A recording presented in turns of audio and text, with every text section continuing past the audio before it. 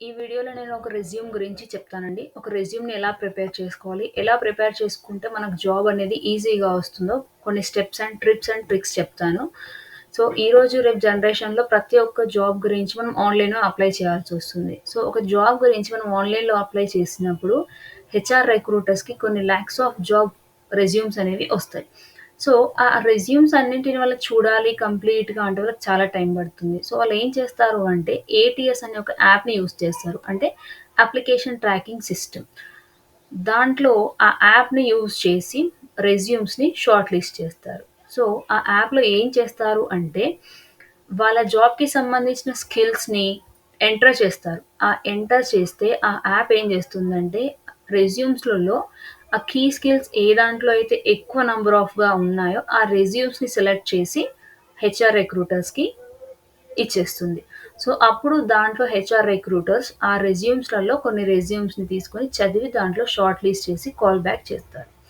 So, ఇది process అండి ATS app గురించి. సో, మనం ఏం చేయాలి అంటే అల్టిమేట్‌గా ఏటీఎస్ యాప్ మన రెజ్యూమ్‌ని సెలెక్ట్ చేయాలి అంటే, ఏ జాబ్‌కైతే మనం అప్లై చేస్తున్నామో, ఆ జాబ్‌కి సంబంధించిన డిస్క్రిప్షన్ కానీ, స్కిల్స్ కానీ, నంబర్ ఆఫ్ ఇయర్స్ ఎక్స్‌పీరియన్స్ కానీ, మన రెజ్యూమ్‌లో ఏ పోర్షన్ ఆఫ్ ద రెజ్యూమ్‌లో అయినా మనం ఉంచాలి.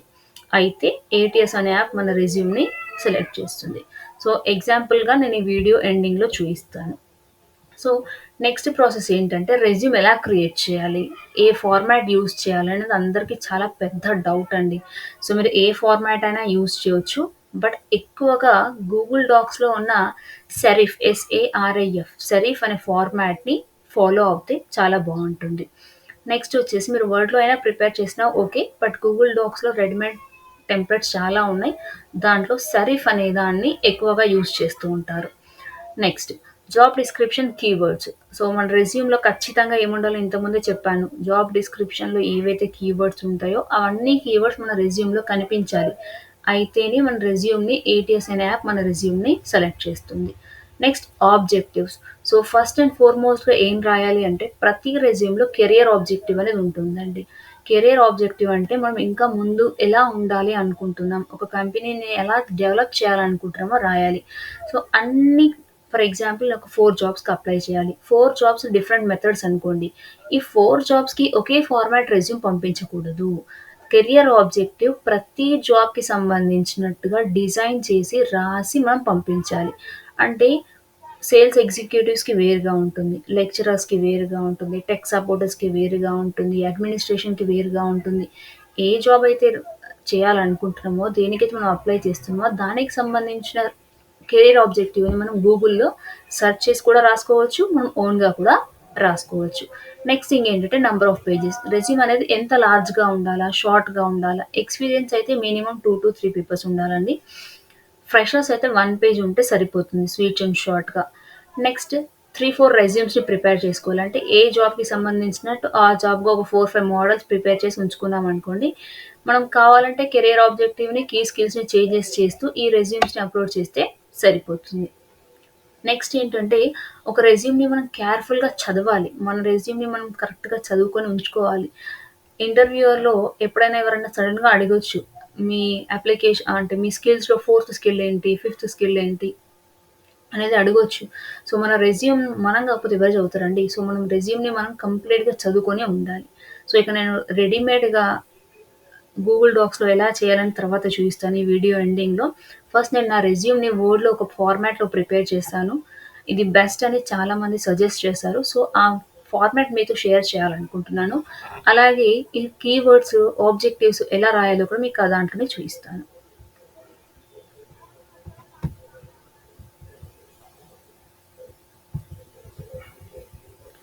ఇది నా రెజ్యూమ్ అండి.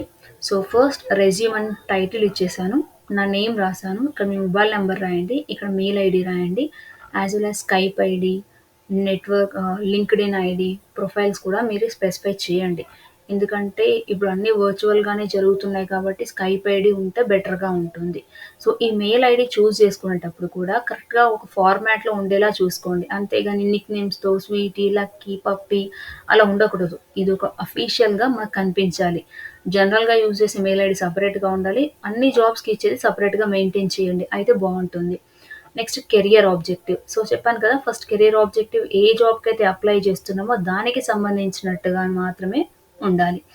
తర్వాతొచ్చేసి వర్క్ ఎక్స్‌పీరియన్స్. మీకు ఎన్ని number of years of work experience ఉంటే, ఆ వర్క్ ఎక్స్‌పీరియన్స్‌ని పాయింట్ వైస్‌గా రాయండి. తర్వాత ప్రొఫెషనల్ క్వాలిఫికేషన్. మీరు ఫ్రెషర్ కాబట్టి ఈ work experience and professional qualifications ఏమీ ఉండవు. సో టీచర్స్‌కైతే టెట్, నెట్ అలాంటి క్వాలిఫికేషన్స్ ఉంటాయి. సో బేసికల్‌గా నేను లెక్చరర్‌ని కాబట్టి నాకు ప్రొఫెషనల్ క్వాలిఫికేషన్ ఉంది కాబట్టి నేను రాసుకున్నాను. తర్వాతొచ్చేసి అకాడమిక్స్ అండి. కొందరు ఎడ్యుకేషనల్ క్వాలిఫికేషన్స్ అని గూడా పెడతారు. దానికంటే ఇది బెటర్. అండ్ మోర్ ఓవర్ చాలామంది ఏం చేస్తారంటే దీనికొక బాక్స్ లాగా వేస్తారు. బాక్స్ లాగా వేసి ఎస్ఎస్‌సి, ఇంటర్, డిగ్రీ, పీజీ అలా రాస్తారు. ఎప్పుడు అలా రాయకండి. ఈ ఏటీఎస్ అనే యాప్ అలా బాక్స్ ఫార్మాట్‌ని యాక్సెప్ట్ చేయదు. అది ఏ ఫార్మాట్ అయినా టెక్స్ట్ ఫార్మాట్‌లో మాత్రమే యాక్సెప్ట్ చేస్తుంది. సో, మీరు ఈ ఫార్మాట్‌లోనే రాయండి. తర్వాతొచ్చేసి మీకింకా స్కిల్స్, మీకున్న skills, spoken languages, writing languages, internet technologies, మీకేం డేటాబేసెస్ వచ్చు, ఆపరేటింగ్ సిస్టమా, లాంగ్వేజెసా, మీ కెరియర్ మీరు బీకామ్ అయితే స్పెషాలిటీస్, టాలీ, అకౌంటింగ్ ప్యాకేజెస్ అవి రాయండి. బీఎస్సీ అయితే ప్రోగ్రామింగ్ లాంగ్వేజ్ రాయండి. అదర్ దాన్ మైక్రోబయాలజీ, జువాలజీ వాళ్ళైతే మీకు సంబంధించిన స్కిల్స్ మీకు ఏవైతే ఉంటాయో ప్రతీదీ స్పెసిఫై చేయండి. అండ్ మీకు టెక్నికల్ క్వాలిఫికేషన్స్ చాలామంది డీసీఏ కంప్లీట్ చేసి ఉంటారు. కంప్లీటెడ్ డీసీఏ అని రాయండి. సో, ప్రాజెక్ట్ అయితే ఏదైనా చేస్తే ప్రాజెక్ట్ గురించి రాయండి. తర్వాత మీ పర్సనల్ ప్రొఫైల్స్ రాసి నెక్స్ట్ మీ నేమ్, డేట్, ప్లేస్ రాస్తే సరిపోతుంది.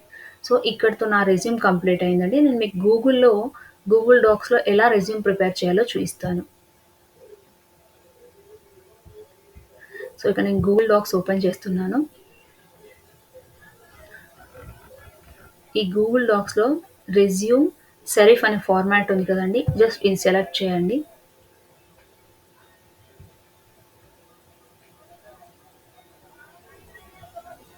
సెలెక్ట్ చేసిన తర్వాత సీ హియర్. ఇక్కడ మనం ఏం చేయాలి? ఇక్కడ మన నేమ్ రాయాలి.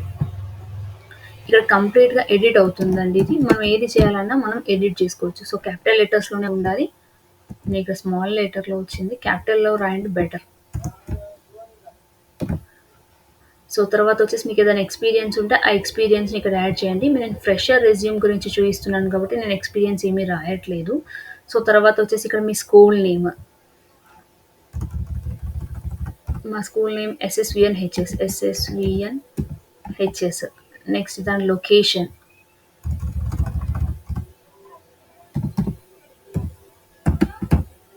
తర్వాతొచ్చేసి డిగ్రీ. అదేం డిగ్రీ అండి? ఎస్ఎస్‌సి. కాబట్టి మనం ఏం రాయాలంటే ఎస్ఎస్‌సి అని రాయాలి. సో, తర్వాత ఏ మంత్ నుంచి ఏ మంత్ వరకు చదివాము, అది ఎక్కడ లొకేట్ అయ్యింటి, కంప్లీట్ దాని డీటెయిల్స్, పర్సెంటేజ్, ఆ మార్క్స్ అన్నీ ఇక్కడ మనం ఎడిట్ చేయాలి. సో, ఇదంతా ఎడిటబుల్ ఫార్మాట్ అండి. ప్రతీది ఎడిట్ అవుతుంది. తర్వాతొచ్చేసి ఇంటర్మీడియేట్ యాడ్ చేయండి. సో, నెక్స్ట్ మీరు డిగ్రీ, పీజీ యాడ్ చేయడానికి ఇక్కడ ప్లేస్ లేదు. ఫార్మాట్ లేదు. మనం ఏం చేయాలంటే జస్ట్ ఇలా రాసేసి నిషిత డిగ్రీ కాలేజ్ అని రాయాలనుకున్నాననుకోండి. ఫర్ ఎగ్జాంపుల్ ఇలా రాసేసి దీన్ని సెలెక్ట్ చేయండి. దీన్ని సెలెక్ట్ చేసి ఇక్కడ ఇది ఏ ఫార్మాట్‌లో ఉంది స్కూల్ నేమ్ బోల్డ్ 11 ఈ బ్లాక్ ఈతో ఉంది. హెడ్డింగ్ 2తో ఉంది. సో, దీన్ని కూడా మనం ఇక్కడ సెలెక్ట్ చేసి విత్ 11 బోల్డ్, కలర్ బ్లాక్ తీసుకొని మార్చాలి. అలా మార్చితే ఇక్కడ ఫార్మాట్ ఏదైతే ఉందో ఆ ఫార్మాట్ ఇక్కడ అపియర్ అవుతుంది. సో, మనం ఇలా ఎడ్యుకేషనల్ క్వాలిఫికేషన్స్ అన్నీ యాడ్ చేయాలి. కింద మనం దాని పర్సెంటేజెస్ అన్నీ స్పెసిఫై చేయాలి. ఏ ఇయర్‌లో కంప్లీట్ చేశామో అది. తర్వాత మీరు ఇంకేమన్నా ప్రాజెక్ట్స్ చేసి ఉంటే ఆ ప్రాజెక్ట్ నేమ్స్, దాని డీటెయిల్స్ ఇక్కడ యాడ్ చేయాలి. నెక్స్ట్ వచ్చేసి ఇక్కడ మీ అడ్రస్. అడ్రస్ అంటే మన స్ట్రీట్ అడ్రస్ అని ఏమి రాయకూడదండి. జస్ట్ మీ phone number as well as మీ Gmail ID and Skype ID, LinkedIn profile రాయాలి. ఇంతకుముందు చెప్పినట్టుగా మీ పర్టిక్యులర్ మంచి ఫార్మాట్‌లో అఫీషియల్‌గా ఉండాలి. తర్వాత స్కిల్స్. మీకు ఏమేమి స్కిల్స్ వచ్చు? లైక్ ప్రోగ్రామింగ్ లాంగ్వేజెసా, డీబీఎంఎసా, ఎస్‌క్యూఎలా, కంప్యూటర్ సైడ్ అయితే ఇటు. Tally, accounting packages, BCom side అయితే ఇటు. Any other projects related to biotechnology అవైతే అలా. సో, స్కిల్స్ అని ఇక్కడ రాయాలి. అవార్డ్స్ అండ్ అచీవ్‌మెంట్స్ ఇక్కడ స్పెసిఫై చేయాలి. సో, ఇదంతా మీరు కంప్లీట్‌గా ఎడిట్ చేసుకొని ఉండాలి. లాంగ్వేజెస్ మీకేమేమి లాంగ్వేజెస్ వచ్చో అన్నీ ఇక్కడ కంప్లీట్‌గా రాయాలి. సో, ఇలా షార్ట్ అండ్ స్వీట్‌గా మనం స్పెసిఫై చేయాలండి. ఇది గూగుల్ ఫార్మాట్‌లో సెరిఫ్ అనే ఫార్మాట్. సో, ఇది కంప్లీట్‌గా ఎక్స్‌ప్లెయిన్ చేస్తే వీడియో అనేది ప్రొలాంగ్ అవుతుంది. సో, నేను అది కంప్లీట్‌గా ఎక్స్‌ప్లెయిన్ చేయదలుచుకోలేదు ఈ వీడియోలో. ఇంకో వీడియోలో కంప్లీట్‌గా ఒక ప్రొఫైల్‌ని క్రియేట్ చేద్దాం ఇలా. ఇంకో విషయం ఏంటంటే, మీకింతకు